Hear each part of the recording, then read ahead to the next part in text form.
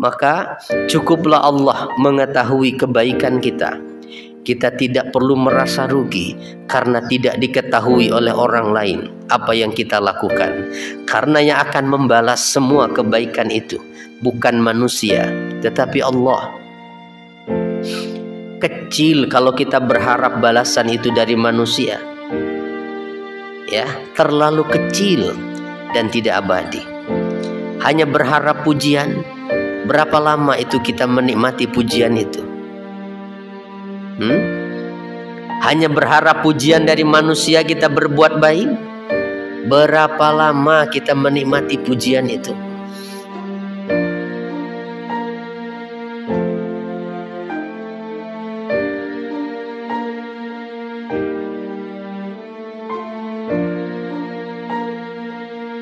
Dijelaskan semuanya. Bahkan di lautan banyak sekali binatang-binatang dengan keunikan yang luar biasa.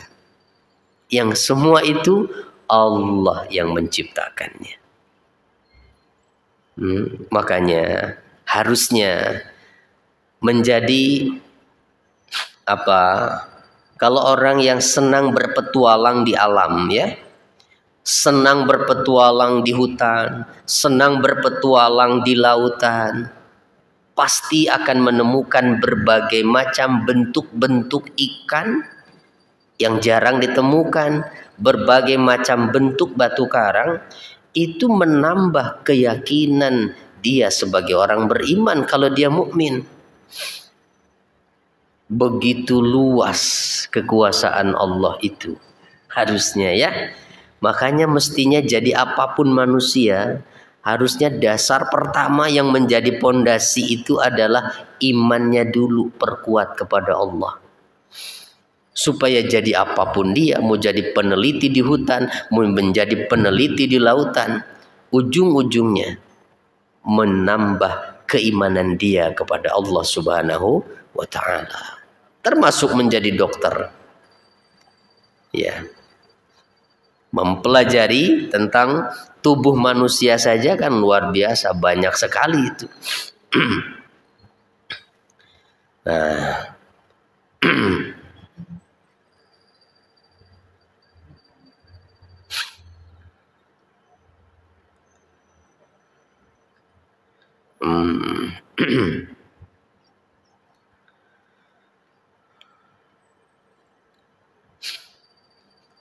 kemudian apa tadi? Wa manunazziluhu illa biqadarin ma'lum, ayat 21 ya. Masih ayat 21, dan kami tidaklah menurunkannya, ini ditujukan pada air hujan maksudnya. Tidaklah kami menurunkannya melainkan dengan ukuran tertentu. Allah yang menentukan hujan itu. Seberapa ukuran yang akan diturunkan hari ini. Dan masih berapa yang ditahan di atas awan kita nggak tahu. Dan seberapa banyak persediaan air yang Allah simpan di awan sana, begitu di atas sana itu. Sehingga ketika sudah waktunya, kadang-kadang berhari-hari tanpa terlihat ada matahari, mendung terus, hujan terus, seperti nggak habis-habis airnya.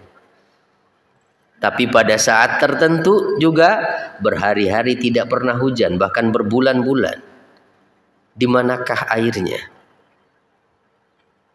Kebanyakankah kapasitasnya di awan sana? Sehingga tumpah karena tidak pernah diturunkan? Tidak ada itu. Tidak juga keberatan tanpa ada tali yang menahannya ke atas, tanpa ada tiang yang menopangnya. Siapa yang menahan air itu di atas? Allah Subhanahu wa ta'ala. Ya. Ini yang kan nggak pernah kita memikirkan itu. Ya. Karena selama ini kita hanya fokus itu kepada kehidupan kita saja. Bagaimana bisa makan, bagaimana bisa tidur dengan enak gitu. Itu saja yang kita pikirkan itu, sehingga yang dipikirkan setiap hari adalah cari uang, cari uang, cari uang, cari uang. Malah akhirnya tidak merasa perlu untuk beribadah pada Allah. Dia nggak sadar siapa yang menciptakannya, siapa yang memberinya rezeki itu. Tetapi Al-Quran ini mengajak kita untuk merenungkan semua itu tadi, ya, menambah keimanan kita kepadanya, ya, bahwa hidup kita ini sesungguhnya tugas kita hanyalah mensyukuri nikmat yang sudah Allah sediakan, luar biasa di bumi ini. Ya, ukuran air hujan itu pun ya hanya Allah yang tahu, kan? Tidak ada yang mengetahuinya selain Allah.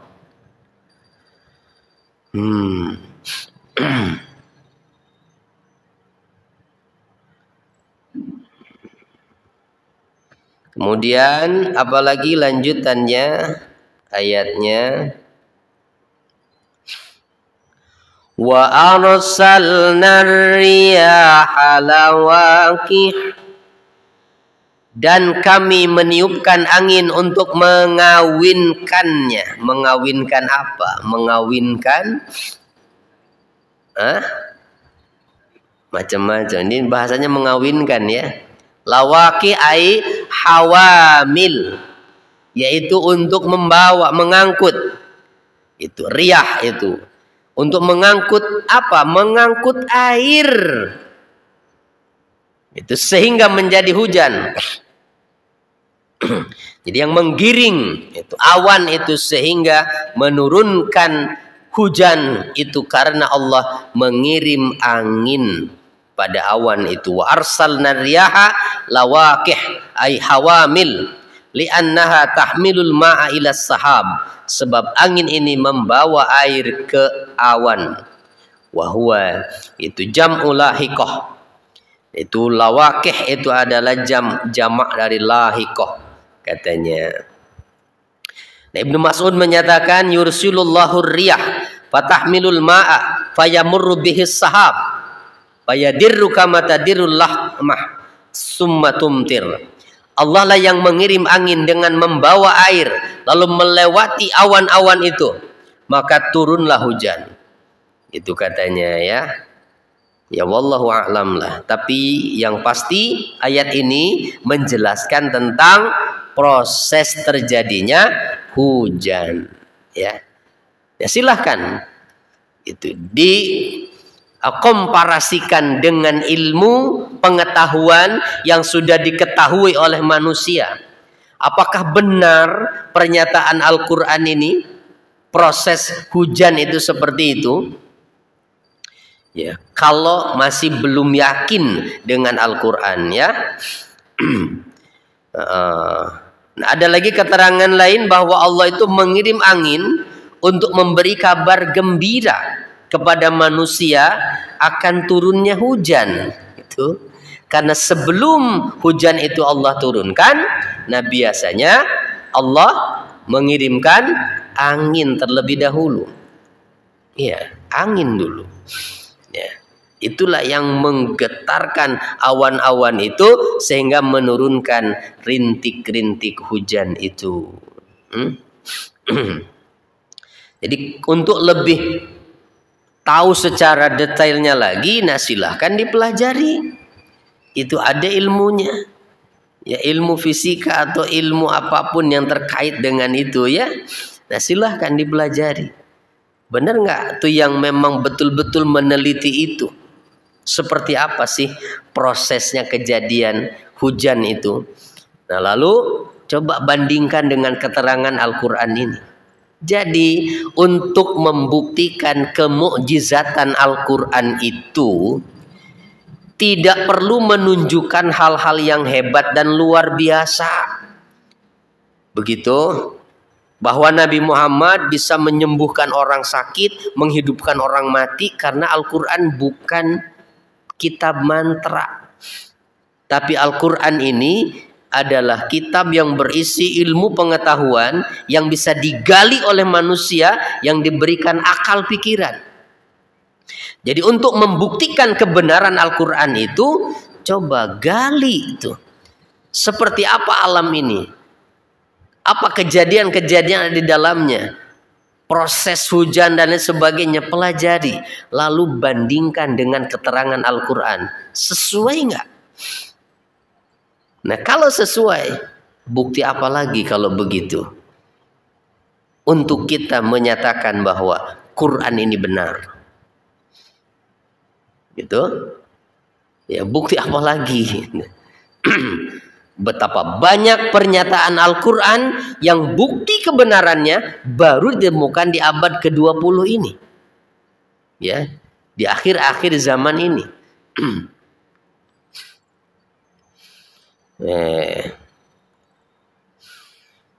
Fa'anzalna minas sama'i ma'an fa'askainakumuh, maka kami menurunkan hujan dari langit lalu memberimu minum dengan air itu, wa ma antum lahu bikhazinin, sedangkan kamu bukanlah orang-orang yang menyimpannya. Ya, kita nggak pernah menyimpan air hujan itu kan? Kita hanya menanti saja. Bukan pawang hujan yang kita harapkan untuk bisa menurunkan dan menghentikan itu. Karena bukan pawang yang mengendalikan air hujan itu, tapi Allah pencipta langit bumi ini. Itu wama antum lahu bikhazinin. Bukan kalian yang menyimpan air-air itu. Yakni al-matar fi khazainina la fi khazainikum, bahwa hujan itu berada pada simpanan kami, bukan pada simpanan kalian. Begitu maknanya itu. Jadi Allah yang mengetahui ya kadar ukurannya. Wa inna lanahnu nuhyi wa numit. Wa inna, dan sesungguhnya kamilah yang menghidupkan dan mematikan, wa nahnul warisun, dan kami pula yang mewarisi. Apa maknanya? Allah lah yang menentukan hidup dan mati seluruh makhluk yang ada. Dan pada akhirnya nanti semua makhluk ini akan hancur, akan binasa, akan berakhir dengan kematian. Sehingga yang ada hanya Allah saja. Sehingga bahasanya kamilah yang menjadi pewaris semua ini. Begitu maksudnya. Kenapa? Karena hanya Allah yang ada. Semua yang pernah mengaku berkuasa di bumi ini, semuanya akan hancur, akan berakhir, akan mati. Sehingga nanti saat semuanya sudah hancur, Allah akan bertanya, limanil mulkul yaum, milik siapa kekuasaan hari ini? Mana dulu yang mengaku pernah itu berkuasa di bumi ini? Tidak ada, hanya Allah. Maka itulah bahasa yang dimaksud dari pernyataannya kamilah yang mewarisinya itu, karena semua makhluk itu Allah yang menentukan hidup matinya, dan pada akhirnya semua makhluk itu akan berakhir dengan kematian. Hanya Allah yang akan tetap hidup. Ya, itu yang dimaksud bahwa kami yang mewarisinya itu.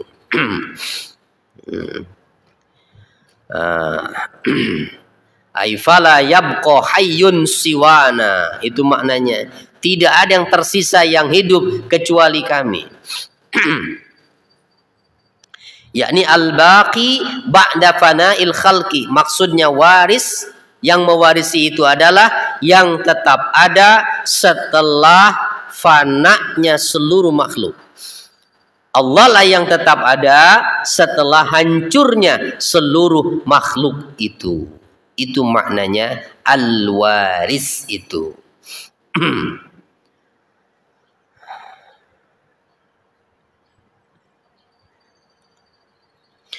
Walaqad alimnal mustaqdimina minkum walaqad alimnal mustakhirin.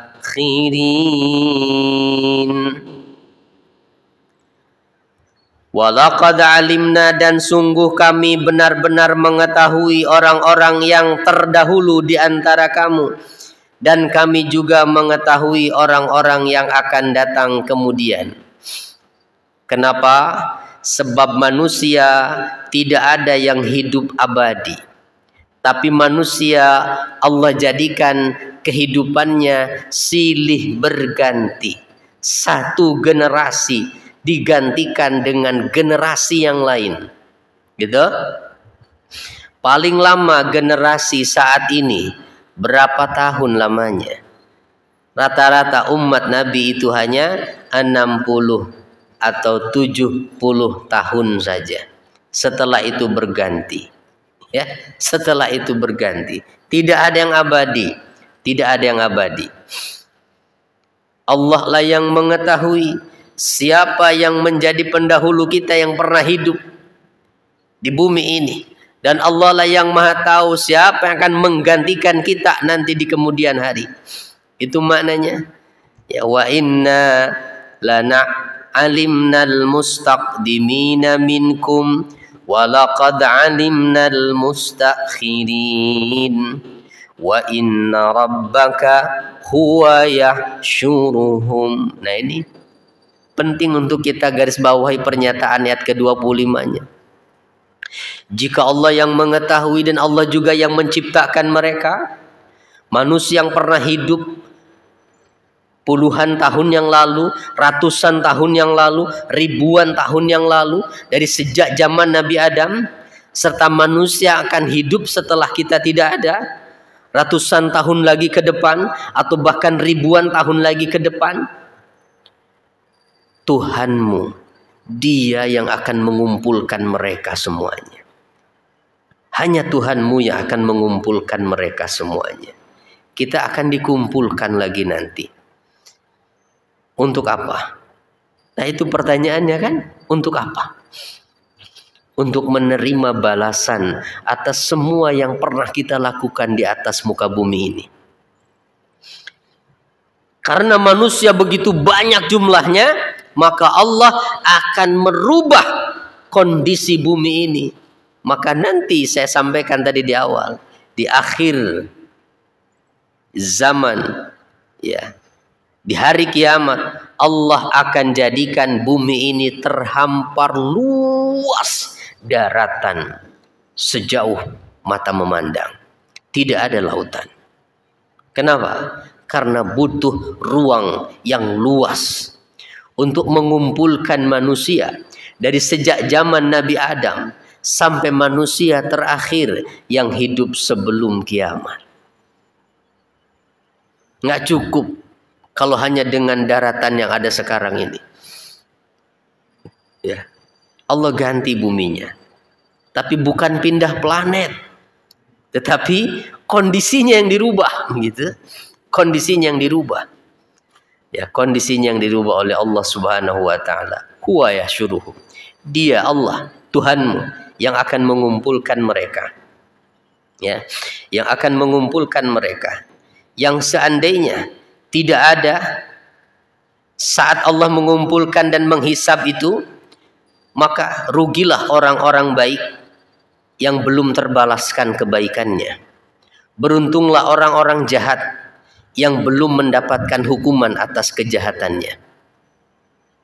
Maka akhirat itu kita yakin percaya akan adanya. Ya. Sehingga di akhir ayatnya Allah menyatakan, lihat, innahu hakimun alim.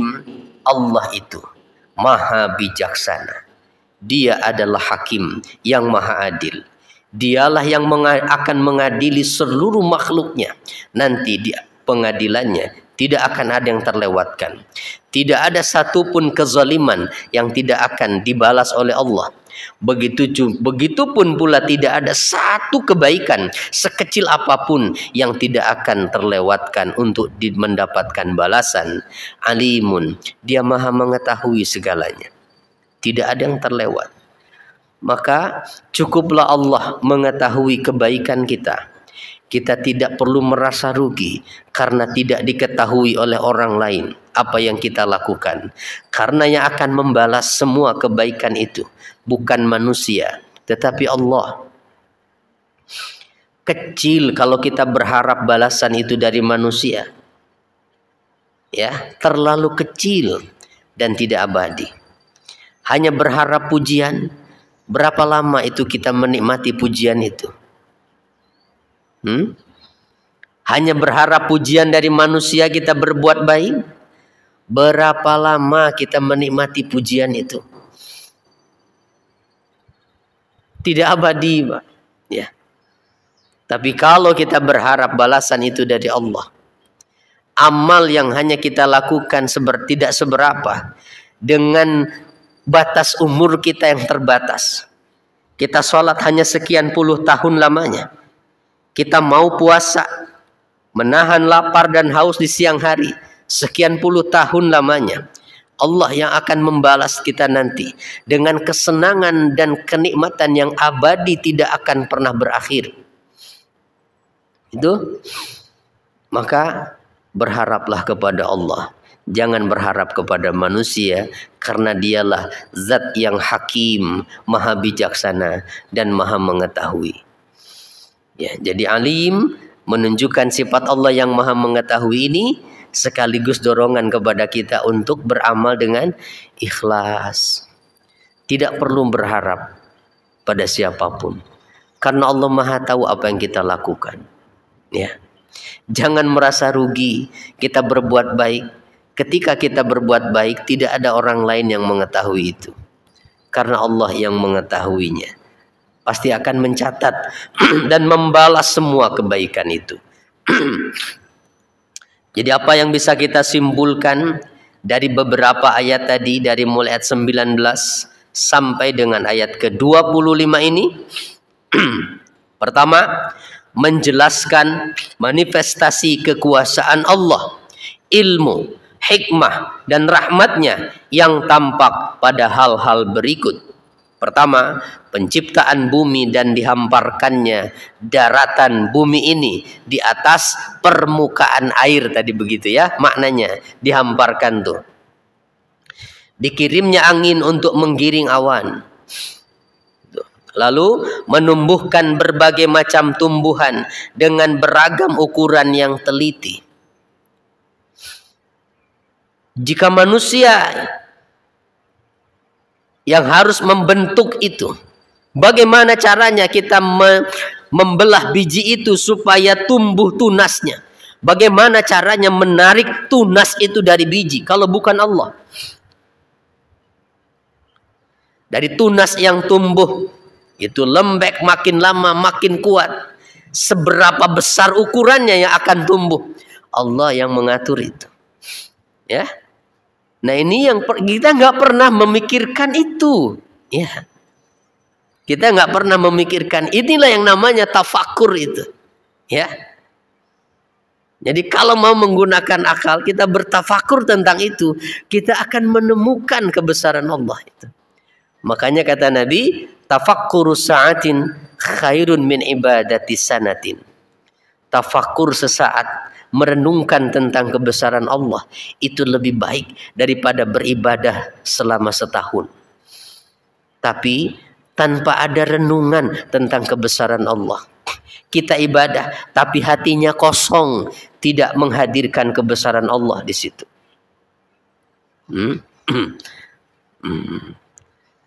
Apalagi menurunkan hujan dengan kadar tertentu. Pengetahuan Allah tentang orang-orang yang sudah mati dan yang akan mati nanti.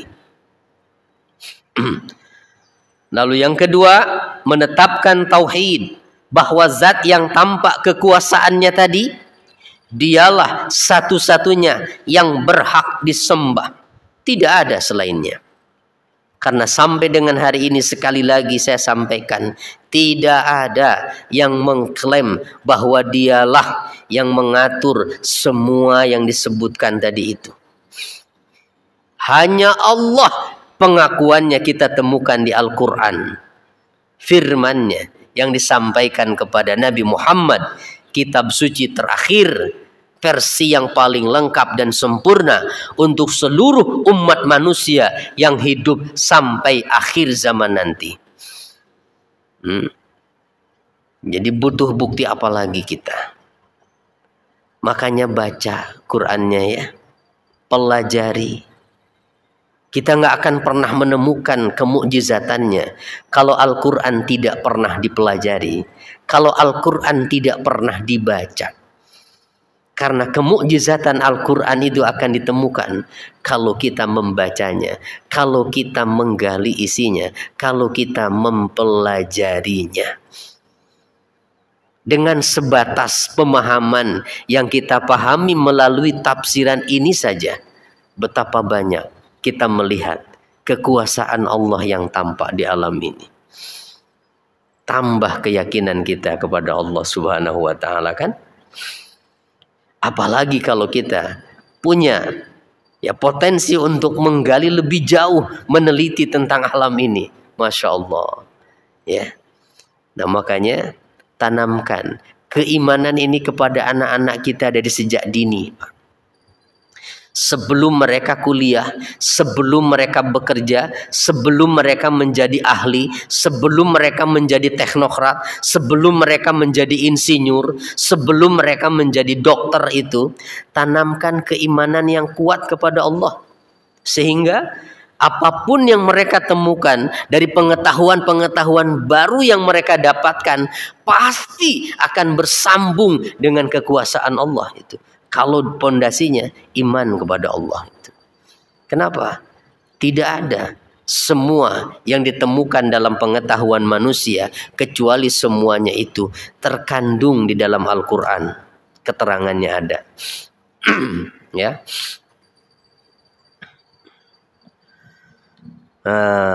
Lalu yang ketiga, menetapkan akidah adanya hari kebangkitan dan pembalasan amal. Dan yang keempat, menetapkan kenabian Rasulullah Sallallahu Alaihi Wasallam, karena semua keterangan ini adalah firman Allah yang disampaikan kepadanya, bukan karangan, ya, bukan karangan. Ya Allah, ya. Enak, sebetulnya enak ya Pak ya, kalau kita pelajari Al-Quran itu. Ya, makin paham kita. Itu. Sayang Ramadan libur ya. Ini nggak apa-apa lah. Masih ada gantinya, nanti kita tetap ada kajian ya. Walaupun hanya kultum saja.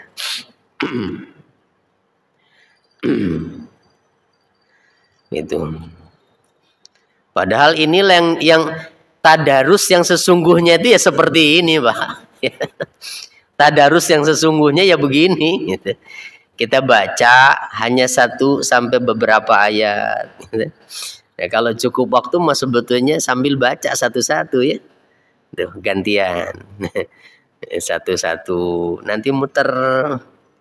Nah, selesai semua kebagian, nah baru dijelaskan ayat demi ayat gitu.